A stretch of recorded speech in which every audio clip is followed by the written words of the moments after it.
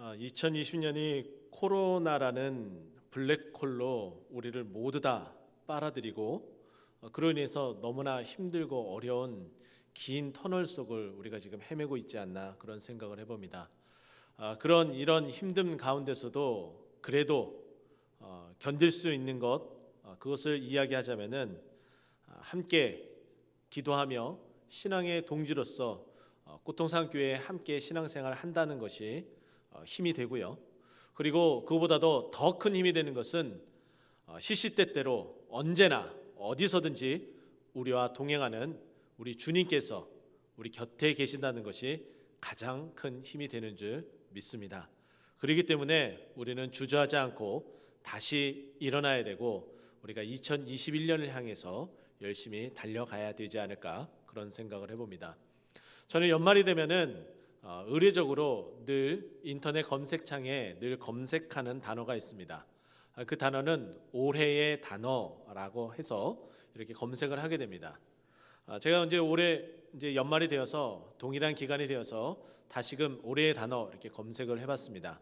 제가 주로 검색하는 것은 옥스퍼드 대사전에서 나오는 올해의 단어, 전 세계적으로 과연 어떠한 단어를 선정했는지 어느 정도 예측을 하면서 검색을 해봤는데 옥스퍼드 대사전에서는 올해의 단어를 선정하지 않았습니다. 왜냐하면 너무나 황망한 코로나로 인해서 그 결과들이 그 검색된 단어들이 거의 비슷했기 때문에 그렇게 선정하지 않았다고 합니다. 그래서 다른 또 검색 루트를 통해서 확인해 보니까 2020년 콜린스 영어 대사전에서 올해의 단어를 선정을 했는데 그 단어는 락다운이라는 단어를 선정을 했습니다. 이 락이라는 이 단어는 잠그다, 그러니까 LOCK 락다운에서 잠그다라는 뜻을 가지고 있는 이 단어와 다운이라는 단어가 같이 연결되어져서 쓰여진 단어인데요. 이 단어의 뜻은 봉쇄, 폐쇄, 단절이라는 뜻을 가지고 있습니다. 저는 그 단어를 딱 보자마자 바로 그 즉시 머릿속에서 지나가는 단어가 있었는데 그것은 동일한 비슷한 발음을 하고 있는 락다운이라는 단어가 생각났습니다. 앞에 그 락은 단절이라는 단어에 쓰였던 LOCK가 아니라 ROCK, 우리가 반석 그리고 바위 이런 뜻을 가지고 있는 그 단어와 다운이라는 단어는 똑같은 단어로 그렇게 사용되어지는 이 단어가 제 머릿속에 지나갔습니다. 그러면서 제 머릿속에 제 마음속에는 그런 마음이 들더라고요. 하나님, 2020년은 이렇게 봉쇄되고 단절되고 갇혀 있는 것처럼 되었지만은 하나님 2021년도는 하나님 락다운, 그 반석은 바로 우리 예수님을 지칭하겠죠. 예수님 앞에 다운, 모든 것을 다 내려놓다. 주님 앞에 모든 것을 우리가 힘들고 어려웠었던 기도의 제목, 감사의 제목 모든 것을 다 내려놔서 주님께서 주시는 그 은혜로 2021년도는 그렇게 풍성히 누리고 싶은 마음 가운데에 저는 2021년도 제 마음속에는 그 올해의 단어를 락다운이라고 한번 정해봤습니다. 여러분 어떻습니까? 여러분 마음 가운데서도 저와 비슷한 생각이 드는 줄 믿습니다. 굳이 락다운이라는 이 단어를 사용하지 않더라도 우리가 힘들고 어려웠었던 이 모든 것들을 주님 앞에 다 내려놓고 우리의 모든 무거운 짐을 다 내려놓고 주님께서 이 무거운 짐과 함께 우리와 동행하심으로 말미암아 우리의 짐이 가벼워지고 그리고 주님의 주신 그 은혜로서 정말 2021년도는 정말 활개치는 그런 한 해가 되길 소망하는 마음에 바로 그렇게 생각을 해보았습니다. 그러면서 이 내용들을 설교 속에서 어떻게 함께 나누고 싶을지에 대한 고민을 한 끝에 오늘 본문을 가지고 저는 여러분과 함께 버릴 것과 얻을 것이라는 제목으로 함께 말씀을 나누고자 합니다. 오늘 본문 말씀은 빌립보서입니다. 이 빌립보서 3장 1절부터 쭉 계속해서 3장 마지막 21절까지 계속해서 다 연결되지만 그중에 중간에 이 내용 바로 7절부터 14절까지 저는 끊어서 여기 안에서 우리가 버려야 될 것이 말씀 안에서 무엇이 있는지 그리고 얻어야 될 것이 무엇이 있는지 함께 살펴보고 싶습니다. 저는 첫 번째 버릴 것 바로 그것에 대해서는 7절에 먼저 언급되어진 것을 저는 함께 여러분과 버리고 싶습니다. 그것은 무엇이냐면은 내게 유익하던 것을 이라고 표현하고 있습니다. 내게 유익하다라는 것은 바로 이 단어, 이 유익이란 단어는 원리 계산 그리고 재무제표를 사용할 때에 이익을 나타내는 단어이기도 합니다. 이 단어는 또 헬라어 이 단어는 예수님께서 우리에게 비유를 들어주시면서 말씀하신 그 표현 속에서도 사용이 되어지는데 마태복음 16장 26절 말씀 보면은 사람이 온 천하를 얻고도 제 목숨을 잃으면 무엇이 유익하리요? 라고 말씀하셨던 그 유익에 해당하는 바로 실질적으로 보이는 손익계산에 대한 그런 단어입니다. 근데 여기 보면은 나의 유익이라고 표현을 하고 있어요. 이것은 철저하게 어떤 주님의 이익이 아니라 나의 이익이라는 거예요. 그러면 우리가 지금 살아가고 있는 이 시대 가운데에 나의 유익이라고 생각되어지는 것은 과연 무엇이 있을까요? 사도 바울은 오늘 본문 말씀을 통해서 몇 가지를 이야기해 주고 있습니다. 그 내용은 4절부터 언급이 되어지는데 내가 육체를 신뢰할 만했다라는 표현으로서 바로 그 육체를 신뢰할 만한 것이 나에게 유익이었는데 그것을 버렸다라고 표현하고 있고 또 그 내용 가운데에 자기가 어느 민족, 어느 계파 가운데 속해 있는지에 대해서도 이야기를 해주고 있습니다. 나는 이스라엘 족속이요 베냐민 지파요 히브리인 중에 히브리인요 그리고 또 율법으로는 바리새인이다 라고 이야기하면서 자신의 출신 성분이 어떤지에 대해서도 이야기를 해주고 있고 그리고 내가 또 자랑거리로 삼을 수 있는 자신의 공적을 6절에 설명하는데 열심으로는 교회를 박해하고 율법으로는 흠이 없는 자다라고 이야기를 하고 있습니다. 저는 이 부분을 보면서 저도 또 비슷한 동일한 생각을 하는 부분들이 있어요. 육체를 신뢰할 만하다. 자기 자신이 얼마나 대단한 사람인지에 대해서 이야기를 하는데 저는 이 부분을 보면서 몇 가지 생각을 하게 되었습니다. 제 마음에 울분이 있었던 그런 내용들이기도 한데 내용은 이렇습니다. 저는 믿음의 가정 가운데에 태어나지 못했습니다. 고등학교 신앙생활 하는 가운데 미션스쿨을 다니며 신앙생활을 시작하게 되었죠. 근데 제 주위에 또 신대원에 또 많은 분들을 살펴보게 되면은 어려서부터 모태신앙으로 자라시는 분들이 굉장히 많고 그리고 장로님의 아들 그리고 목사님의 아들 뭐 이런 분들이 너무나 많이 있더라고요. 그러면서 한편으로는 나는 왜 그런 가정에서 태어나지 못했을까라는 생각도 해보았지만은 이내 그 마음이 다 바뀌어졌습니다. 왜냐하면 그런 배경을 가지고 있으면은 그것으로 인해서 그것을 의지하려고 하는 그런 마음이 들기 때문이고 그렇게 된다면은 더욱더 하나님 앞에 그것을 내려놓고 기도하지 못하고 오히려 그것을 바라보는 현상이 벌어지기 때문이에요. 그래서 저는 오히려 그런 것이 전혀 없이 정말 하나님만 바라보고 하나님께 모든 걸 내려놓고 기도하면서 지금까지 왔습니다. 그래서 저는 그런 생각을 해봤어요. 만약에 이건 실제 그렇다는 것이 아닙니다. 만약에 제가 이 자리에서 저의 가족을 소개하도록 하겠습니다. 사실은 저는 목포 사랑의 교회 백동조 목사님의 아들입니다. 라고 얘기하면은 다들 많은 분들이 화들짝 놀랄 거예요. 그것이 자랑이 되고 그럼 그렇지 그러기 때문에 정말 지금 이 자리에서 저렇게 열심히 사역을 하고 또 귀감이 되는구나 그런 말들을 하실지도 모르겠습니다. 그런데 그것은 아무런 유익이 되지 않는다는 거예요. 그저 저에게 있는 그저 하나님께서 주셨던 그 마음을 가지고 묵묵히 한 걸음 한 걸음 걸어가는 것이 제가 할 일이었다는 거예요. 그래서 저는 신라 시대에 태어났더라도 그리고 인도에 태어났더라도 저는 그 자리에서 그저 묵묵히 살아가지 않았을까라는 생각을 해봅니다. 신라 시대에는 골품 제도가 있었죠. 그 골품 제도는 성골이 있고 진골이 있습니다. 그리고 육두품이 있고 그 아래로 5, 4, 4, 3, 2, 1 해서 1두품까지 있게 되는데 저는 아마 신라 시대에 태어났으면 1두품이지 않았을까 그런 생각을 해보았습니다. 인도의 카스트 제도를 살펴보게 되면은 브라만 그리고 크사트리아, 바이사, 수드라 이렇게 4개의 어떤 직분으로 이렇게 등급으로 나눠지게 되고 그리고 그보다 더 심한 사람 취급을 안 하는 불가천 천민족이라는 곳이 있는데 제가 아마 그쪽에 해당되지 않을까라는 생각을 해봤습니다. 하지만은 그런 곳에 있다 할지라도 그저 나에게 주어진 그 일들을 묵묵히 해 나가는 것 바로 그것인데 바로 하나님께서 나에게 그런 것들을 다 버리게끔 하셨다는 거예요. 내가 가지고 있는 모든 뒷배경들 내게 다 유익이 모든 된다고 생각되어지는 것들을 다 내려놓을 수 있고 그것으로 말미암아 온전히 주님만을 붙들고 나아갈 수 있도록 하나님께서 만들어 주셨다는 거예요. 그래서 여기서 보면은 자신이 그렇게 유익으로 생각했었던 그런 것들을 7절 말씀 뒷부분에 보면은 그리스도를 위하여 다 해로 여길 뿐더러라고 먼저 이야기를 합니다. 여기에 먼저 여기다라는 헬라어를 살펴보게 되면은 헤게마이라는 단어를 사용하게 됩니다. 이 헤게마이라는 이 단어의 시제를 살펴보게 되면은 완료, 과거 완료예요. 그러니까 어느 시점에 내가 이것을 다 버리고 그렇게 해로 여겨졌다. 더 이상 나는 그것을 쳐다보지 않겠다라는 의미예요. 그리고 나서 8절에 보면은 또한 모든 것을 해로 여김은이라고 계속해서 연이어서 그렇게 이야기를 해 나가고 있습니다. 근데 이 8절에 해로 여기다라는 표현 헤구마이라는 단어로 사용하게 되는데 앞에는 헤게마이, 뒤에는 헤구마이 이렇게 표현하고 있는데 이 뒤에 나타나는 8절에 나타나는 헤구마이는 현재 시제예요. 현재 시제.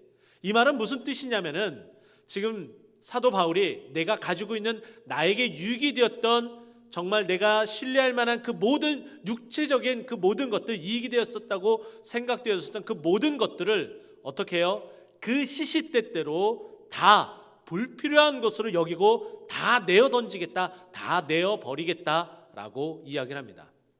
저는 이 말씀을 통해서 우리가 정말 해로 여길 것 과연 무엇이 있을까 함께 좀 생각을 해봤으면 좋겠습니다.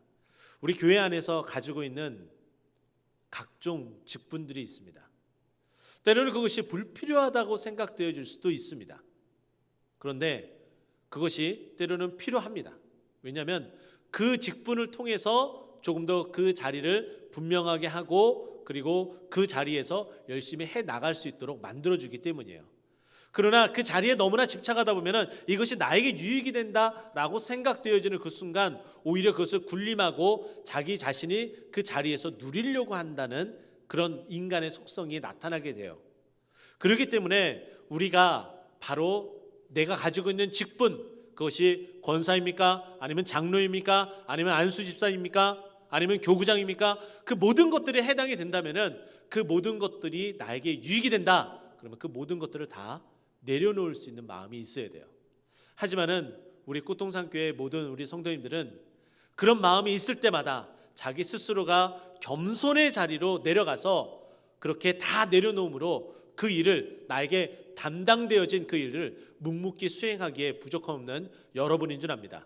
바로 우리는 그렇게 나에게 유익이 되는 것들을 그렇게 하나씩 다 내려놔야 되는데 8절 보면은 이렇게 이야기합니다. 그것을 다 내려놓으면 그것이 다 비어지게 되면은 그것을 다른 것으로 채워야 되는데 무엇으로 채워야 되느냐? 8절 보면은 이렇게 이야기합니다. 예수를 아는 지식이 가장 고상하기 때문이다라고 이야기를 해요.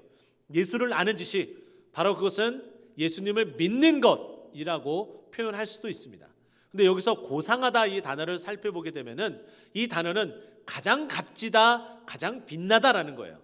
그래서 저는 여러분들에게 이렇게 추천해드리고 싶어요. 여러분들이 가장 값지게 생각하는 것은 그 직분이 아니라 나를 그 직분에 세워놓으신 우리 주 예수 그리스도라는 것을 여러분 믿으시기 바랍니다. 그래서 언제든지 주님께서 그것을 내려놓으라고 하면은 언제든지 내려놓을 수 있고 그것을 붙들고 열심히 충성을 다해라 라고 말씀하실 때에는 그렇게 충성 다하는 저와 여러분 되기를 예수 그리스도의 이름으로 축원드립니다. 바로 그렇게 해야 되는데 우리가 그와 같은 일들을 하기 위해서는 우리가 또 해야 될 것이 바로 10절에 나타나는데요. 이렇게 이야기합니다. 내가 그리스도와 그 부활의 권능과 그 고난에 참여함을 알고자 그의 죽으심을 본받는다라고 표현해요. 그의 죽으심을 본받았다라는 것은 예수님이 그렇게 자기 자신을 희생하면서 많은 사람을 구원을 하셨는데 그것을 그대로 본을 떠서 그대로 그 길을 따라가겠다라는 의미를 가지고 있는 거예요. 우리가 내려놓는 것, 예수님께서도 바로 하늘 보좌를 다 내려놓으시고 우리를 얻기 위해서 이 땅 가운데 오셨어요. 그것처럼 동일하게 우리도 그의 모습을 본받아서 우리가 가지고 있는 유익이라고 생각되어지는 것들은 바로 그렇게 다 내려놓아서 하나님 앞에 칭찬받는 하나님의 일꾼이 되기를 예수 그리스도로 축원드립니다. 저는 두 번째 버려야 될 것은 바로 13절에 그것을 표현하고 싶은데요. 13절에 보면은 오직 한 일, 즉 뒤에 있는 것을 잊어버리고라고 소개를 하고 싶습니다. 여기 보면은 오직 한 일이래요. 이미 과거에 어떤 일, 어떤 성과에 대해서 이야기를 하고 있습니다. 우리가 이루는 성과가 참 많이 있습니다. 꽃동산 교회가 지금의 이 자리에 있기까지 열심히 육신적으로 봉사를 했었고 물질적으로 헌신을 했습니다. 그리고 시시때때로 복음축제를 통하여서 또 시시때때로 수요 전도를 통하여서 그리고 우리가 있는 곳의 직장 생활에서 주의 많은 분들에게 하나님의 말씀을 전하고 그리고 꽃동산 교회를 소개하고 전도해서 이 자리까지 이끌도록 노력하고 또 노력을 했습니다. 그래서 우리 꽃동산 교회가 지금의 자리까지 오게 되었어요. 참 잘했죠. 그 성과 칭찬받을 만합니다. 하지만은 그 모든 것들을 어떻게 하라고 이야기해요? 오직 한 일을 다 뒤에다가 놔두어라 라고 이야기를 해요. 우리에게 주어진 것은 과거의 일들을 붙잡고 그거에 심취되어서 살아가는 것이 아니라 앞으로 해야 될 일들에 대해서 이야기를 하고 있습니다. 사도 바울은 이 부분에 있어서 마치 경주하는 것처럼 우리에게 이 내용을 소개를 하고 있습니다. 뒤에 있는 것을 잊어버리고 앞에 있는 것을 잡으려고 어떻게 해요? 그것을 향하여서 14절에 보면은 달려가노라 라고 이야기를 합니다. 달리기와 비유를 하고 있어요. 어떤 육상 선수가 목표점이 있는데 그 목표점을 향해서 열심히 달려가고 있습니다. 그러나 한 걸음 한 걸음 옮길 때마다 내가 한 보폭으로 얼만큼 왔는지 그것을 확인하는 바보 같은 육상 선수는 한 사람도 없습니다. 대부분의 육상 선수들은 목표점을 향해서 열심히 달려갑니다. 그렇게 열심히 달려간 후에 내 성과가 어떤지 그 기록이 어떤지 살펴보게 돼요. 그래서 좋은 성적이면은 환호성을 치고 그동안에 수고하고 그리고 땀을 흘렸던 그 대가를 그 메달로서 그 기록으로서 다 받게 되어져 있는 거예요. 그리고 나서 육상 선수는 나는 이제 다 했다. 나는 이제 더 이상 이룰 것이 없다 라고 생각하고 전성기 시대에 은퇴를 하는 선수는 없을 것으로 여겨집니다. 대부분의 선수들은 조금 더 나은 기록을 위해서 또다시 훈련에 매진하는 거예요. 앞을 향해서 달려가는 거예요. 내가 가지고 있는 그 기록이 마지막 기록이 아니다라는 생각을 가지고 그 모든 것들을 다 뒤에다 놔둬놓고 그리고 잊어버리고 새로운 기록을 향해서 0.01초라도 단축시키기 위해서 열심히 달려간다는 거예요. 바로 우리도 그래야 된다는 겁니다. 올 한 해는 정말 한 일이 없다라고 말할 수 있겠어요. 근데 이것도 다 잊어버렸으면 좋겠어요. 왜냐하면 2021년은 오래 같지 않을 거기 때문이에요. 우리가 해야 할 일들이 더 많아질 것으로 여겨집니다. 왜 그러냐면요. 담임 목사님도 말씀하셨지만은 이렇게 힘들고 어려운 이 공고한 생활이 시작이 되면은 누군가를 의지하고 신적으로 의지하며 믿음 생활을 하고 싶은 마음이 들기 때문이에요. 이번 주도 주보를 돌리면서 아파트에 그 주보를 꼽으면서 대부분 또 접촉을 하지 않기 때문에 대부분 이렇게 피하다니는 경우들이 많습니다. 그런데 이렇게 주보를 꽂으려고 돌아다니는 가운데에 그 주민이 나오면서 맞부닥치는 경우들이 있어요. 그러면 못생긴 얼굴이지만은 방긋 웃으면서 안녕하세요, 꽃동산 교회입니다 라고 주보를 이렇게 전해드려요. 그러면 그분이 그것을 받으면서 읽는 모습을 보게 되었어요. 저분이 신앙생활을 하기 때문에 본다 그렇게 생각할 수도 있고요. 또 한 가지는 정말 나도 신앙생활을 하고 싶은데 그 주보를 통해서 그 내용이 무엇인지 확인을 하는 거예요. 당장에 열매를 거두지 못할 수도 있습니다.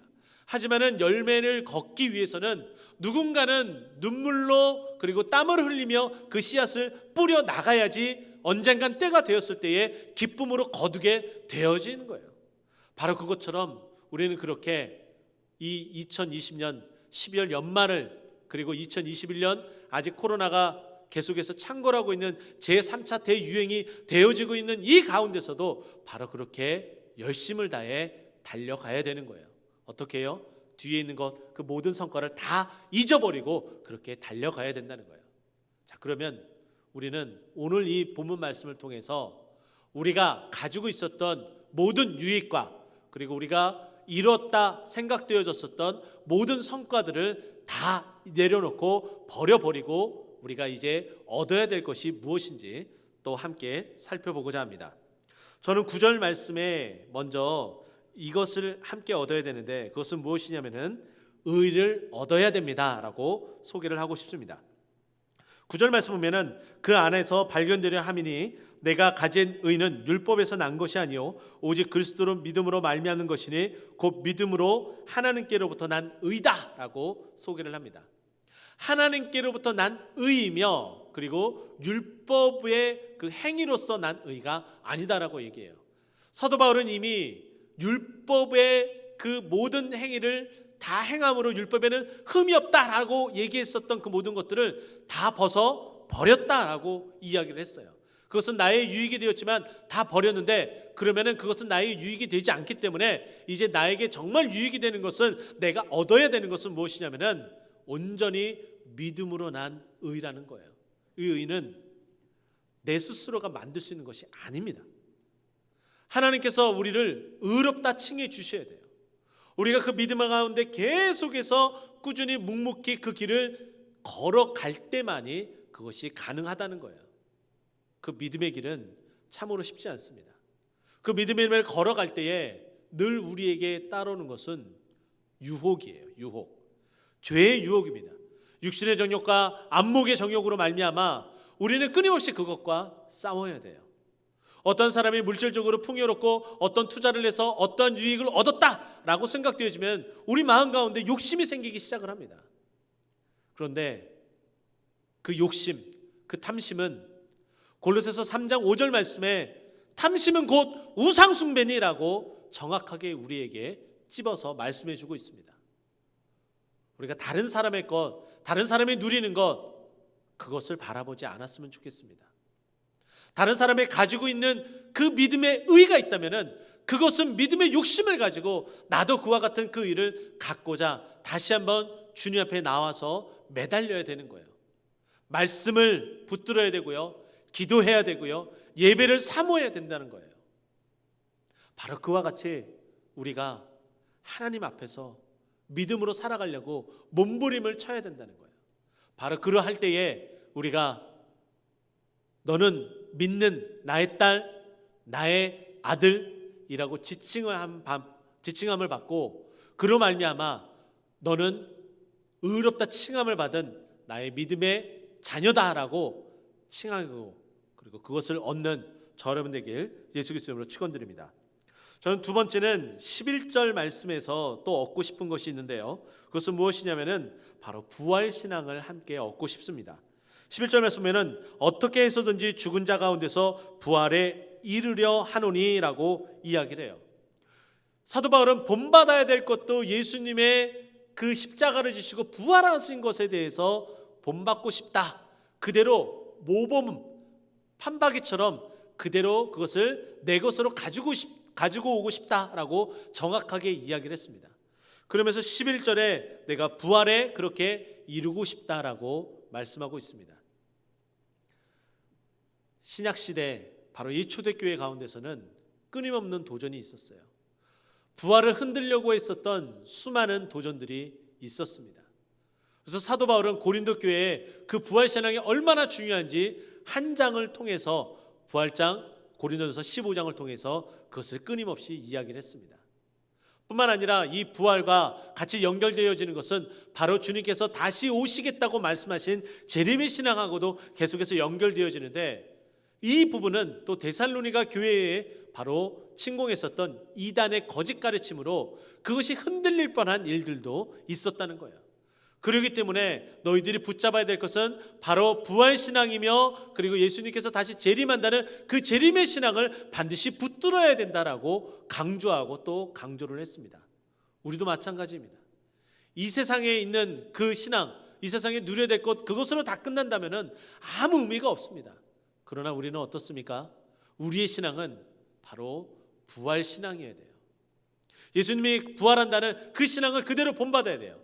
그래서 우리는 날마다 잠자고 일어날 때마다 내가 이렇게 부활해야 되는구나 라고 그 믿음 가운데 다시 되새김질을 해야 되는 거예요. 또 우리는 이렇게 생각해 봐야 될 것 같습니다.